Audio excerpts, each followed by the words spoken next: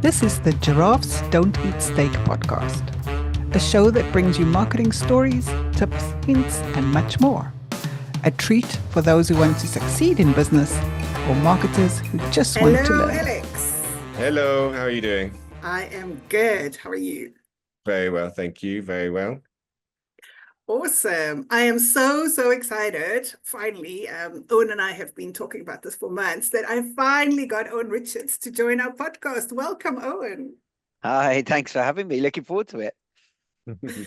So you and I have worked together before, Owen, and we know each other, but Alex doesn't. Do you want to give our listeners and Alex a quick overview? Yeah, happy to. Really great to be on the show. My name's Owen Richards. I'm the founder and CEO of Air Marketing. Business-wise, I run a team of about 100 people working in the sales and marketing landscape in an agency environment. And we help businesses, primarily B2B, tech and finance organizations, to grow through revenue creation.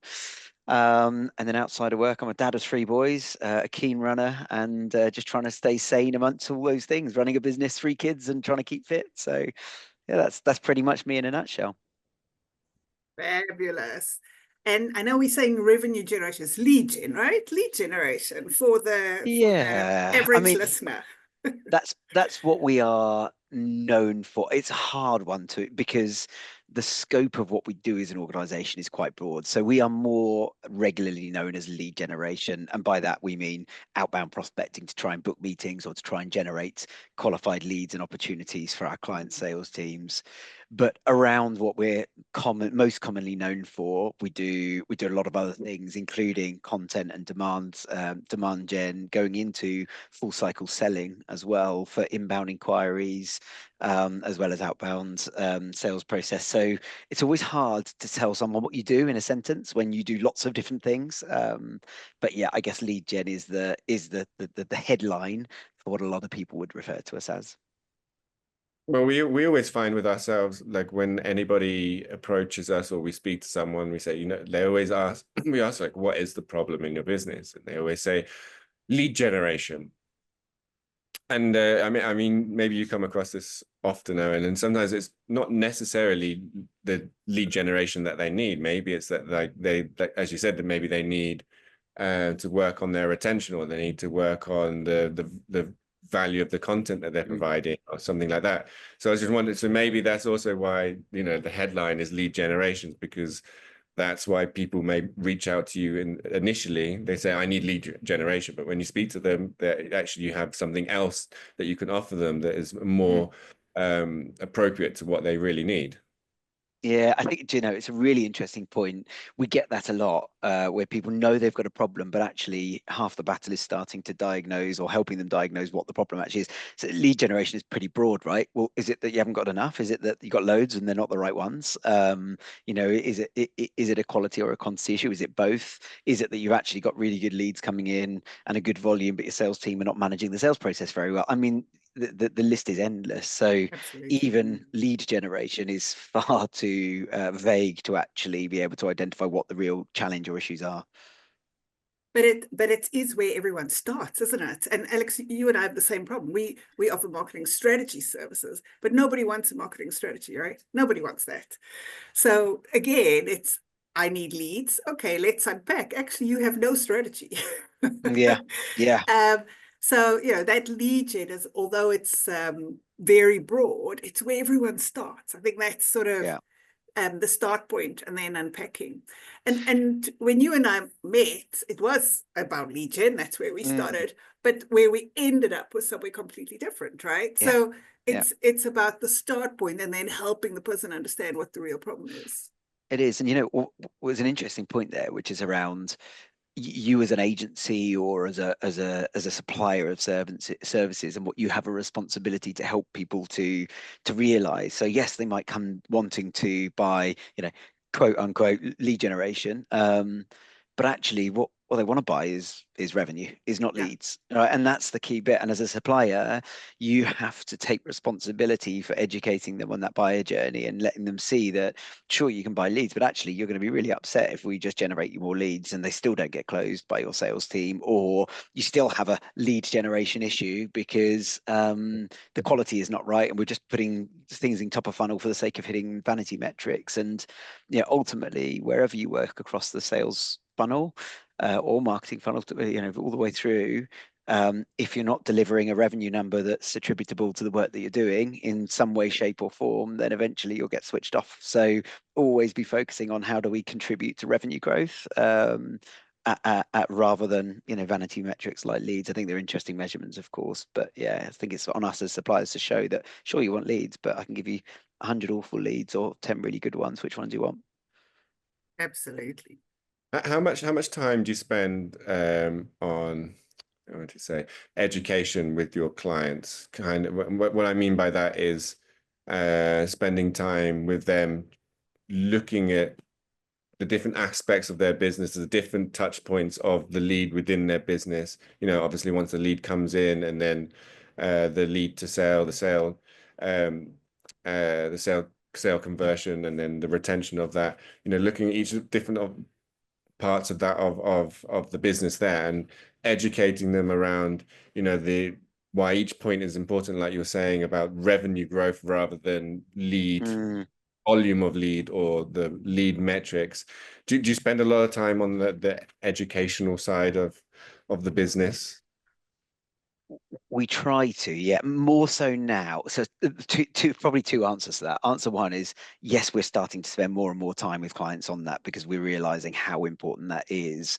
The second part to that is clients don't always let you in. And that's one of the frustrations as a service provider on the outside, is like, why on earth are you not letting us in to see the whole journey so that we can understand where we can influence it and deliver a better service? And there's still that mentality that, yes, you're a third party provider, you're on the outside, we can only let you see so much, which I never Especially truly in understand. financial services, right? Which is Yeah. regulated and Yeah. extremely secretive Yeah. about everything. Yeah, it's strange, isn't it? Because we don't want to see, the person's name. We want to see the data that underpins it. We want to see or we want to gather the insight from that. So this year, for the first time, and late last year, and it's launched this year, we've actually made our own investment in going into our client's environment and providing them a report, a bit of an audit, a bit of a RAG report, if you like, on their sales process, so that when we generate a lead, and we're not getting paid for that, but we really recognize that we typically lose clients for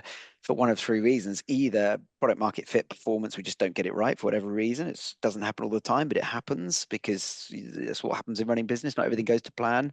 The second is they like it and they take it in-house. They go and want to build it in-house. There's only so much you can do about that. The third is that you give them leads because they've got a lead generation problem and they don't convert it into revenue. And I've never had a sales leader or a CRO turn around and say, "Oh, do you know what? That's our fault. You've done a really good job. Let's keep going." Yeah. They typically say, "That's our fault, but we need to go away and fix that." Guess what? We lose the client. Or they say that's your fault, even though it probably isn't. And guess what? We lose the client. So we're seeing that as of the three, that's the one that we really need to work on fixing. Is that we're doing the hard work, which is getting the opportunities into pipeline, but they're not resulting in revenue. Can we get in and support clients and maybe start the relationship with that mentality that it has to be a partnership? You have to let us in and let us look at that from a preventative maintenance perspective, rather than a reactive, we got a problem, we've got to step in and try and fix it when we've already lost hearts and minds. Yeah, I mean, it's too easy to make the supplier the scapegoat. That's the kind of easy way out, especially if there's protectionism within the business, within the different siloed parts of the business. Yeah. There's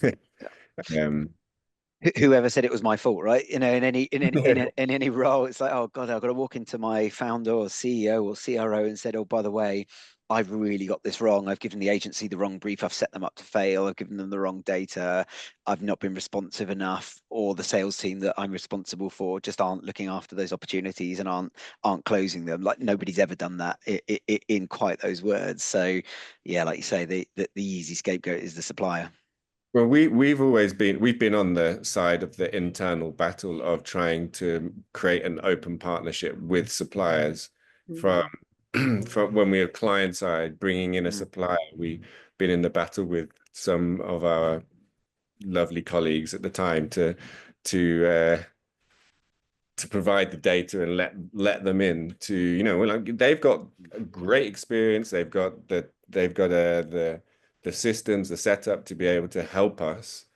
You know, let's use that. But there's a lot of personal resistance that we found in that aspect. It's interesting, isn't it? Because actually the clients, I don't know if you see the same, the clients that give us more get more back. Right? And it's pretty Absolutely. logical when you say it out Yeah. loud. And you're working with half intelligent people most of the time, you'd like to think, but there's something that makes people guarded in this process, which I just can't understand. Yeah, and you're in actually a very interesting situation where you're actually both marketing and sales, right? Mm. So you are not only generating the leads, you're also responsible, depending on the client, obviously, but then for closing the lead, right? Yeah. Where you know, in most of the situations where Alex and I have been, we are the marketing and we work with agencies to generate the lead, but then we pass over to a separate sales team. Yeah. I think there's been a few occasions where I've been responsible for the sales team as well. And so that war between marketing and sales, and we then obviously take the stance of our agency to say, no, we've generated great leads, has been the rift we've had to try and cross, right, within a business. I think it's easier in a way when you own the entire funnel, right? When you are responsible across the board, because then you're looking at the metrics right through. Whereas if you're siloed, you're only looking at your metrics, right? And you can't see the handover, or you perceive the handover as being the problem. Yeah, you know, yeah, totally. The handover is the problem. Yeah, it's like being in the marketing team and your KPIs are sales, but you know, we're bringing, if you're only bringing the leads to the door, it's like, you know, how can I be measured on something that I do not have control over? Yeah, it's a tough one, isn't it? Having said that, and this, I mean, look, you know, sales and marketing alignment, it's one of those things, isn't it, where everyone wants to talk about it. I don't actually know if anyone's managed to properly define it yet, or remove it from the here's a nice phrase we can talk about really vaguely. But I think that having a team that do understand the way that they can influence each other's worlds is really key. And when you can get those people who are prepared to step over the fence for a period of their time, you know, 10 or 20% of their working week, and just understand what it's like over there, that works both ways. You do get a better, healthier environment. We've done a lot of work entirely on our marketing and sales team, being a revenue team, and they work in their roles. They are responsible for parts of the journey. So we never turn around to marketing and say, we're not closing the opportunities, that's a sales problem.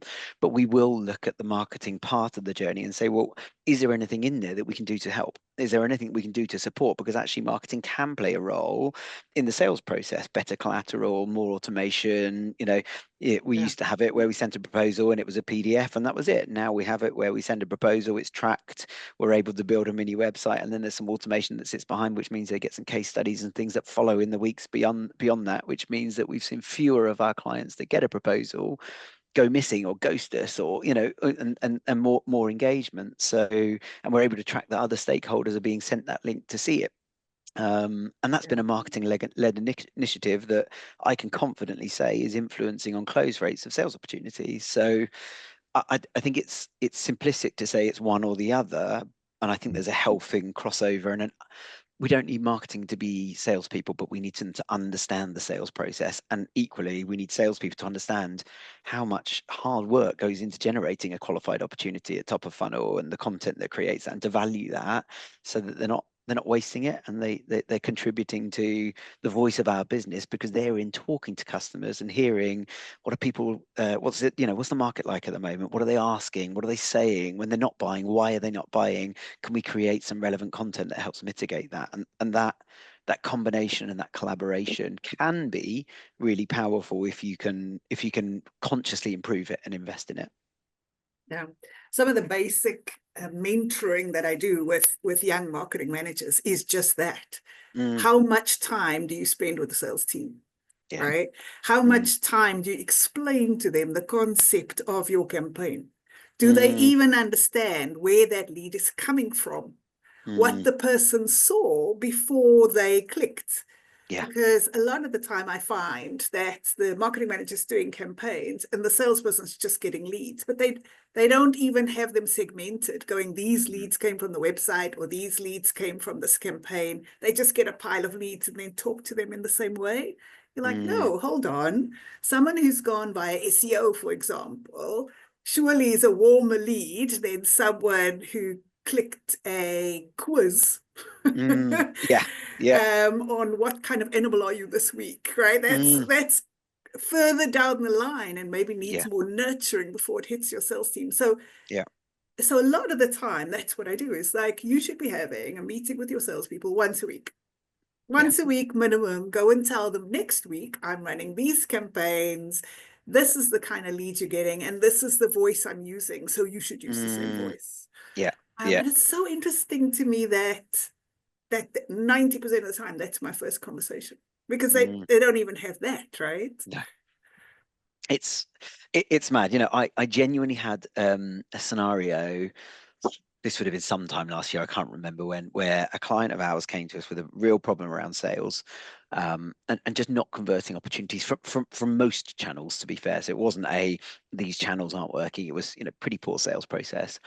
And when we stepped in, this is some of the consulting work that I do. When we stepped in, we realized that, for example, an inbound inquiry coming through the website that was a really clear call to action, get us a quote today, effectively, you'd put that pretty high up the list in terms of intent. Great. A brochure download from the website, which is literally, I'm going to just download the brochure and keep quiet in the corner, was going through to the sales team. And the sales team couldn't see the difference. So they were getting the same email out of HubSpot that said exactly the same thing. They knew no difference. So they'd phone them and say exactly the same thing on both of them.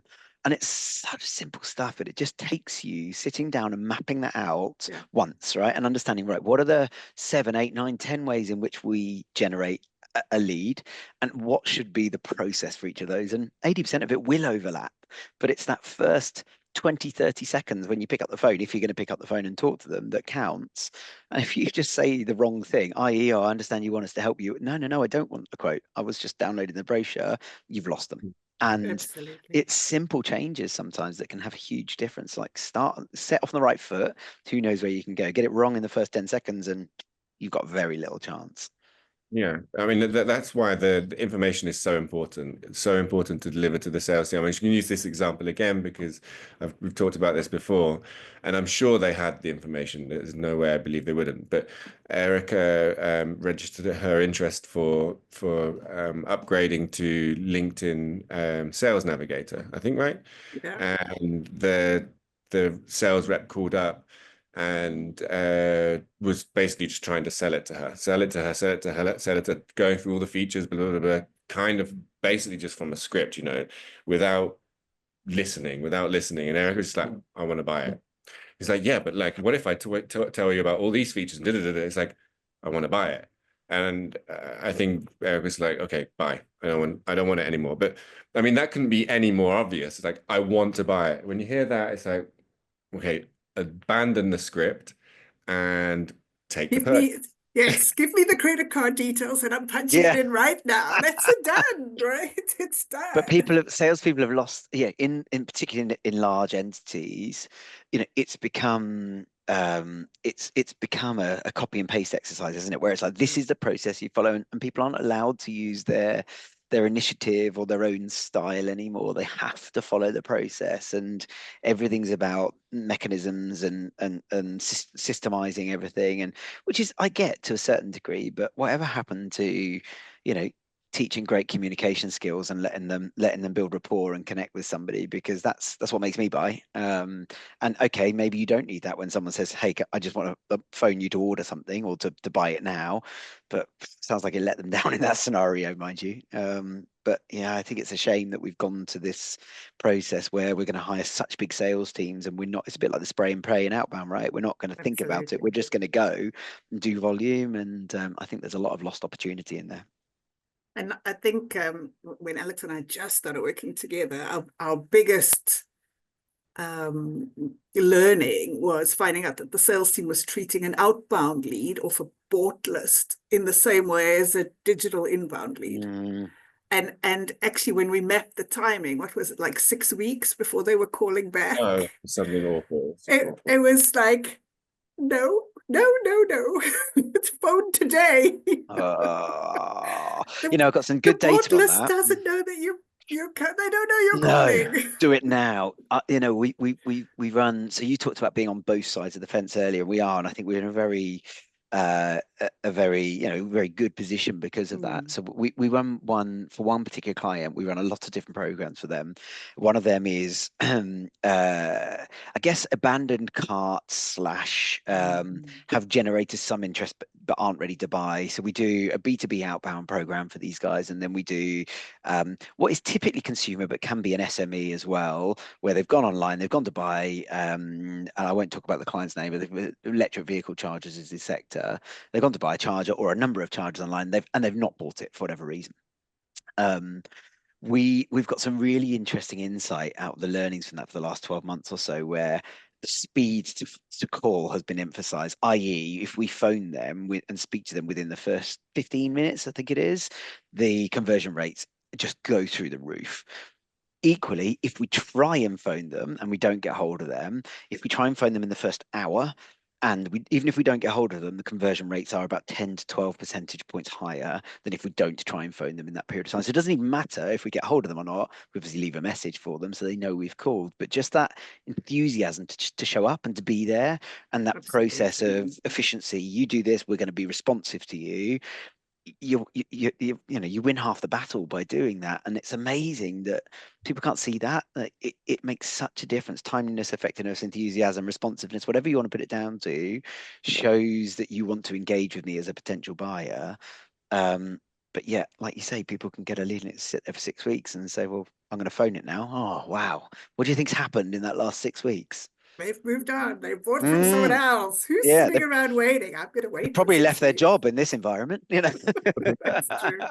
And what about like the technical setup for improving the time to call? So for example, I mean, I called the bank the other day. I just left a message the other day at the bank and I got a call immediately.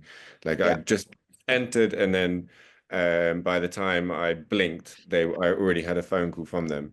Just Yeah. from a technical setup, you know, what I mean, is it a big challenge, or you know, what are the challenges? I mean, because the opportunities are huge. If you can do that, as we were talking about, calling back someone immediately, your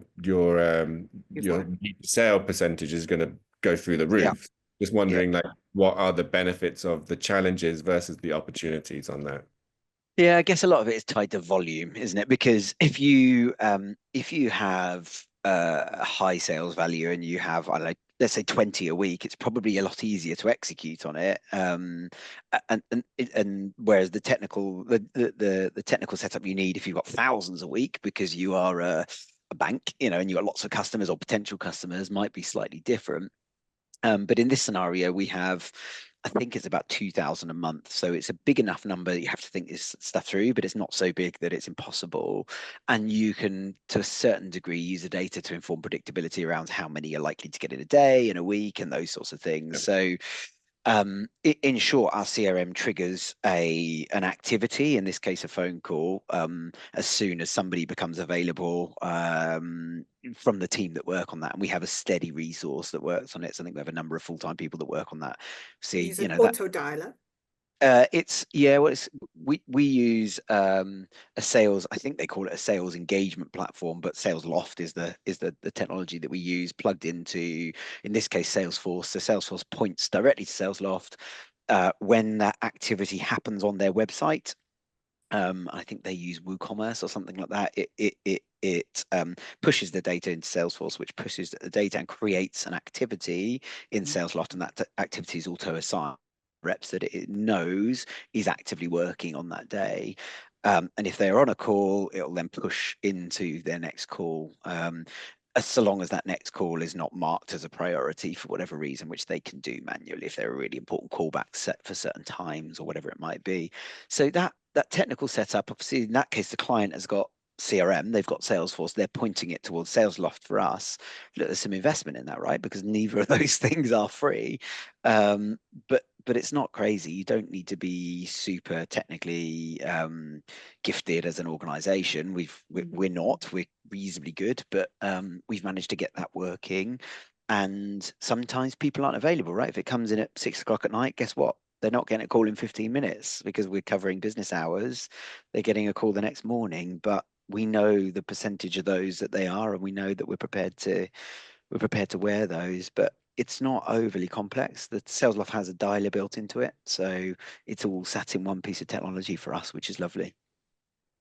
And I guess if call center is your business, you need to invest in that kind of technology anyway, right? Yeah. It's, and I have unfortunately worked with a call center who didn't have the right technology. And it's just chalk and cheese in terms of reporting, in terms of accuracy, in terms of callback. I mean, a proper call center needs to have proper technology. It's the only way to work nowadays, or else it's not really a call center. It's a few people working from their house, right? That's it. And it's about, for me, that reporting and that insight piece is not, people think we need reporting to be accountable. We don't need reporting to learn. The whole point of reporting is that it gives you insight that you can then act on. Otherwise, it's just a lovely dashboard that you do absolutely nothing with and is completely pointless. So for me, it's around the processes that then underpin that, because we know all of us been around the block enough to know that every marketing campaign or sales campaign that you run is not going to work the same way. Some will work exceptionally, and the campaign is incredible, right fit, right messaging, great.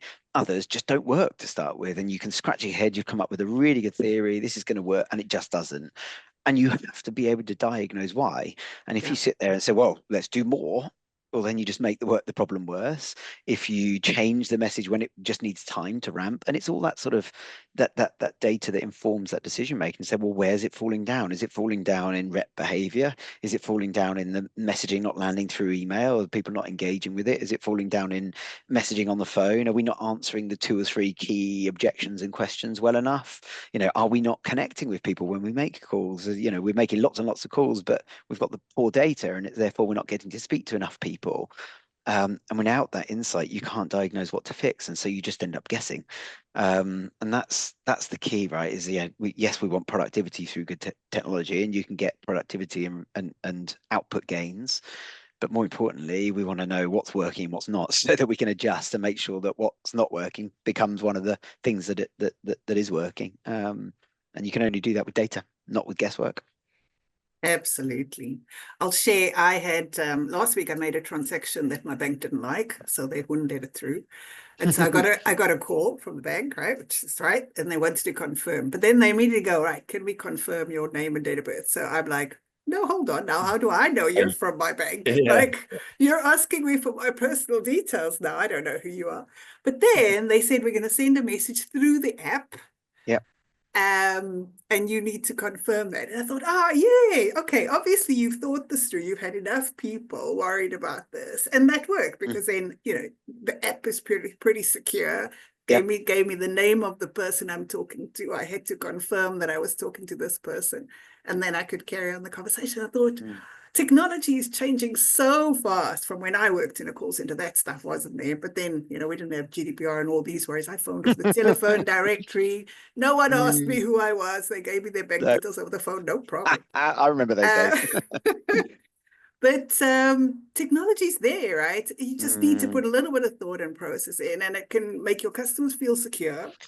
And allow the transaction to happen smoothly. That's the point, though, isn't it? It needs human thought to get the process right. So how many times you see it the other way? So I agree. I think it's a brilliant example. How many times do you see it where technology stops the process?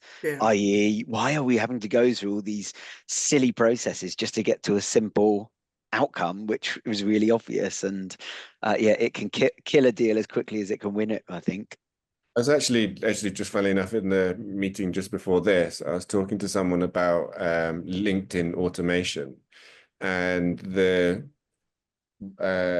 it can be kind of a red herring in terms of the guidance that it gives you. When you look at the automation tool and it says we can do all these automated messages, and it's really, really good, you kind of can get sucked into the feeling that those automated messages are the answer to all of your problems, and being able to outreach to potential clients and create a relationship. and then it's going to work because the other person you're speaking to is another digital entity. But I was saying to the person I'm speaking to is like, whenever I'm thinking about building a relationship or trying to create a sales opportunity, you have to think about like you're in the office with them or you're on the street with them and you're trying to build that personal relationship. Like the tools there are amazing and they can be really, really good. But you need to be able to use them in such a way that is still natural and organic, and not just use them in the way that it's kind of packaged as like an automated message, and you can kind of write a few and then click go and boom, and then you're going to get all the sales. You really need to think about the person on the other side. How are they going to receive it? I mean, because I'm getting all the time these LinkedIn automated messages, and I'm not replying in 2 days, so they give me another one. Then in 3 days, I haven't replied, I get another one. Then I'm like, okay, have you not learned that this is not the right approach? The tool is great. The tool is brilliant because you can do it on a larger scale, but you really need to think about it.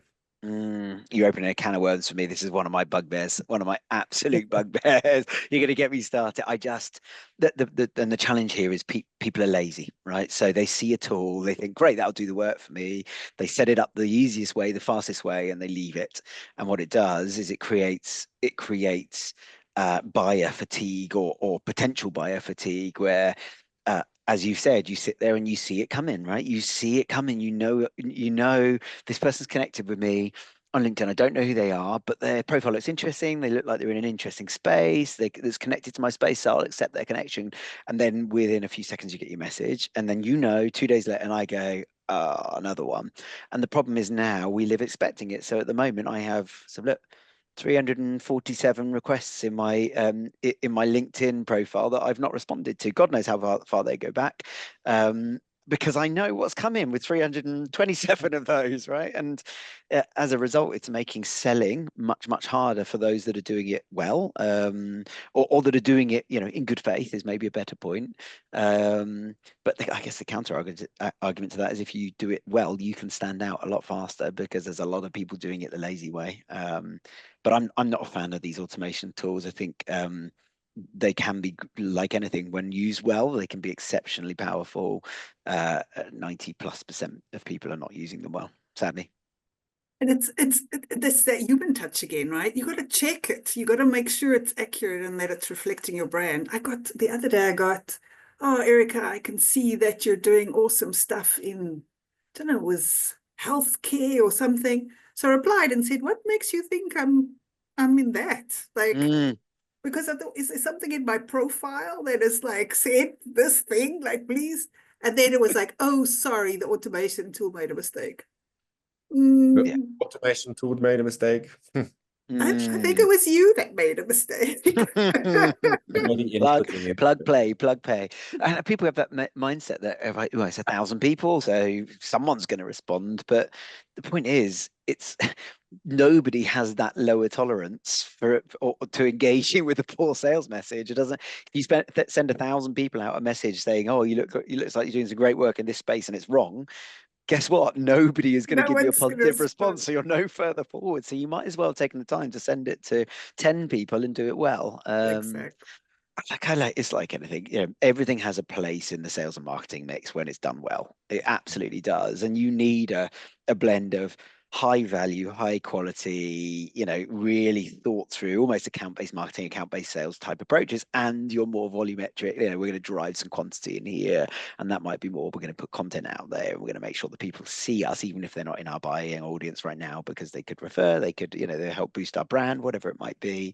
And they all have a place, don't they? But I think, to your point, Alex, you need to think it through. You have to have some element of human touch to that. Otherwise, I don't know. What's the point? What's the point? I completely agree. Are you guys integrating any types of AI tools or technologies into your systems or processes? And if so, what are you doing? Yeah, our approach to AI so far, rightly or wrongly, look, I'll confess we're by no means experts, but our approach to AI so far is about enabling the process rather than driving the process. So I am definitely a little bit anti this mindset of, well, AI is going to take over sales development. It's going to take over sales conversations. It's going to make sales and marketing people, or take sales and marketing people out of their jobs. I don't think that's. I think people are going to try those things, and I think they're going to fail miserably. Certainly in my, in my working career. But what it can be is an incredible enabler. So a really good example of where we're using AI is in call transcriptions, trying to identify trends in what prospects say, questions that they ask, and then using that as a training tool and a coaching tool for reps. So to be able to say, well, okay, at this percentage of the time you're doing this, or you're getting asked that question, or you're saying these words, or whatever it might be, and also being able to give client transparency on what's being spoken about on calls. So that's an enabler, and we're also using it to create actions off the back of those calls, which hold salespeople accountable for the next step of the process, which improves sales process. Because I can't tell you how many times salespeople come off a call and they've forgotten to write down the 3 things they needed to do, and guess what? They've forgotten to do it, and then the next step is gone and sales opportunity lost. So it's automatically creating tasks in HubSpot for us. This is in our sales process where come off the call, we use a tool called Phantom, and it creates those tasks in HubSpot automatically. So that means the salesperson can go off, and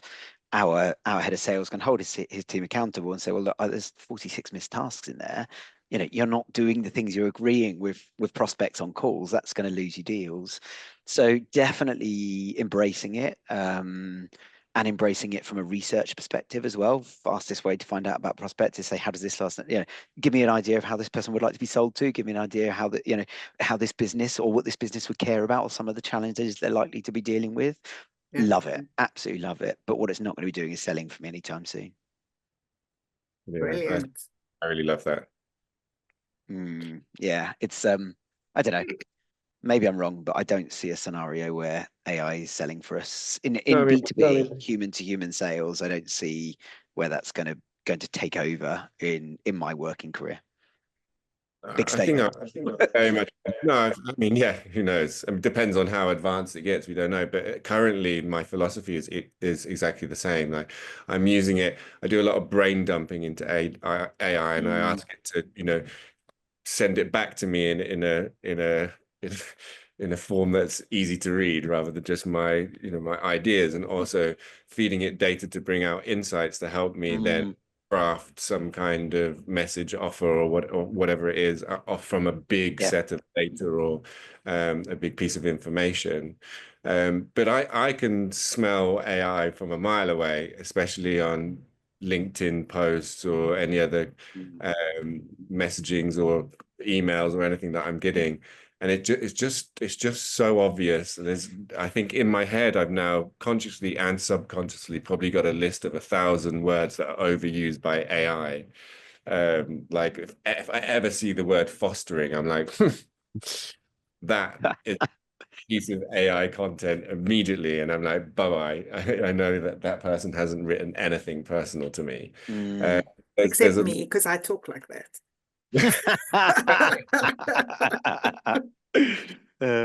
Plot twist, Erica's actually an AI. I am an AI bot. She's not real. Yeah. She's not actually here today. This is her avatar. From the future. Oh, brilliant. So Owen, and the way you and I met is I was looking for a better provider. If someone wants to work with you, what are the things anyone trying, and let's use lead gen, and we've discussed the difficulty with that word.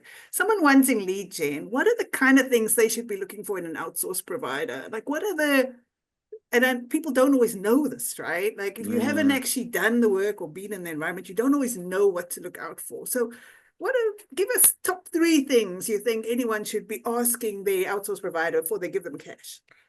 Yeah, good question. I think that regardless of whether it's us or somebody else, there's probably a few things I'd be saying to look for. One is you need absolute transparency in the process, and by that, yes, I've talked about data and insight. That's part of it, right? It's not just a static report that you see once a month or once a week, but it's actually shared data. It's shared insight. It's seeing everything. Who are the reps that made the calls? Who are the ones that are performing? Who are the ones that not? We're really transparent with our clients to say, we've got these 4 reps working on your program. This one's not performing as well, so we're going to do something about that, because that's a real life problem. Let's not hide it. It's just a fact of running a sales team or an outbound process. So that transparency, both in terms of data and process, and just mentality, for me is really important. I guess the other thing I'd be looking for, and you touched on, is that sort of operational surrounding mechanisms. So quite often, both internally and within an agency environment, for outbound, people get a rep and they put them in the corner with a phone and they go, off you go. And that is great if you've got the perfect rep. It might just work, but that's very unlikely. So it's actually not the rep that makes it successful. It's the supporting mechanisms. What do I mean by that? Well, good data, having the right data in play, good management, understanding that you've got to manage productivity all the time. They have to do a minimum viable level of productivity and an activity, but you've also got to manage and coach people from a mentality perspective. It's relentless selling all the time, and you have to. We're driven by feelings, so you have to be on that, and you've got to be coached, and you've got to have your calls listened to every week, and all those sorts of things. And what people fail to realize is that this stuff, costs money, and therefore you have to invest in it, and that it might work for a temporary period without those things, but it won't work sustainably without them. And that's what you're looking to build, is something that's sustainably strong. So that supporting mechanism, or those supporting mechanisms, good data, the data and insight, the technology, the management, is really important. And then I guess that the big bit is that an agency should be leading you. So there's nothing worse than a provider that doesn't say no, or that says, hang on a second, I think we can do this a better way, or doesn't come with ideas. So not that we want to be challenging by design or for the sake of being challenging, but we should be saying, I don't think we should do it like that. If we think it's wrong, we've seen this work before. This has worked in that scenario. Do you want to test this? Do you want to try this? So I think those are probably the 3. There's one thing to avoid as well, which is promises and guarantees. I've never, ever worked with somebody who's been able to guarantee they'll hit their number in a year. Right. When in all reality, if I said to you, okay, you're running a business, can you guarantee you'll hit your number this year? You can't, right? You'd love to, and you're going to do everything you can. But the moment you get into guarantees and promises and those sorts of things, I think it tells you something about an agency.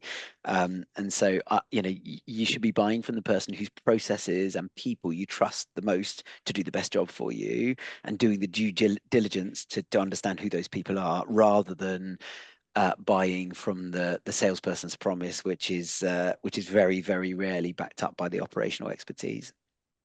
My bugbear at the moment is lots of these, right? I promise you 10 qualified leads a month. How can you promise me that when you don't understand a thing about my business? You thought I worked in healthcare. It's probably the same person, right? It's probably the same person. I know. There's so much, right? People just saying, promise you, you're going to get 10 qualified. You have to talk to me first. You don't know what I want. You don't know what kind of leads I'm looking for. Maybe I'm only wanting Elon Musk. How are you going to give me 10 of that? Good luck to you, buddy. It doesn't work, right? I think a lot of suppliers are pushed into that kind of mindset, because I've spoken to a lot of people who want guarantees. They're like, okay, we will work with you, but as long as you guarantee me X.